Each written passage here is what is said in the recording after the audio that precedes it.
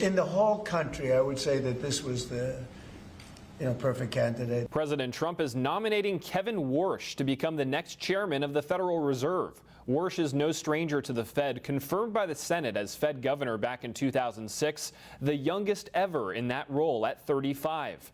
Warsh has been a critic of the current Federal Reserve System, particularly for its policies since the pandemic, saying the Fed has become too involved in areas beyond its role. They need institutions like the Federal Reserve to be restored to what they once were, which is important institutions that are on the sidelines most of the time. And change, he says, is unlikely to happen unless... I think until there's regime change at the Fed, until there's new people running the Fed, a new operating framework, they're stuck with their old mistakes. The pick ends months of anticipation over who would succeed current Fed Chairman Jerome Powell, whose term is up in May, but will still serve as a decision maker on the Fed Board of Governors for another 2 years. Now, Trump wants the Fed to cut interest rates sharply, making loans cheaper for everyday Americans. When asked if he talked to Warsh about cutting interest rates, Trump said, I don't want to ask him that question. I think it's inappropriate, probably, but he certainly wants to cut rates. I've been watching him for a long time.